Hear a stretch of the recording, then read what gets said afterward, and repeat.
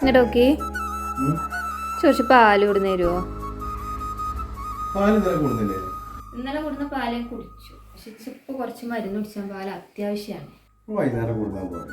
ഇന്നലെ ശരിക്കും രാത്രി മറ്റേ മരുന്ന് കുടിച്ചിട്ടുണ്ടായിരുന്നു, മറ്റേ പൊടി ഇട്ടാണ്ട്. അപ്പൊ ഞാൻ മറന്നു വെറും പാല് മാത്രം കുടിച്ചു. ഇന്നലെയും കുടിച്ചിട്ടില്ല, മിന്നാന്ന് ഛർദിയായിട്ടും കുടിച്ചിട്ടില്ല.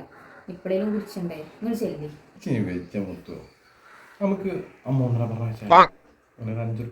റൈസ് മേടിച്ചാൽ വന്നാൽ ഉച്ചയാണ് ഭയങ്കര വെയിലാണ്. ഞാൻ കറക്കും എന്നാ പിന്നെ ഓനെ പറഞ്ഞേക്കാം, അതാ നന്നാവുക. വിളിച്ചോക്കാം.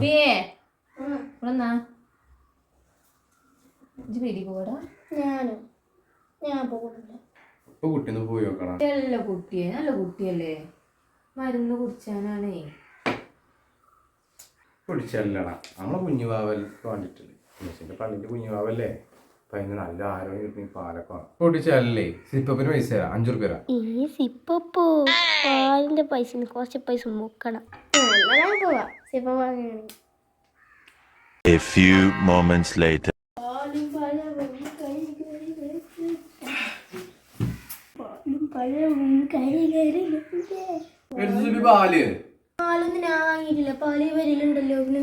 ഇവിടെ എവിടെ പാല്, ഇവിടെ പാലില്ലായിട്ടില്ല എന്നെ പറഞ്ഞത്. പിന്നെ എന്തിനാ മൊണ്ണേച്ച് പോയിനു? അപ്പൊ പാലോ എവിടെ ഇവിടെ പാലുണ്ട് ബ്രോ. ഞാൻ പാലൊന്ന് കാണിച്ചെന്നാ. അങ്ങോട്ട് നോക്കി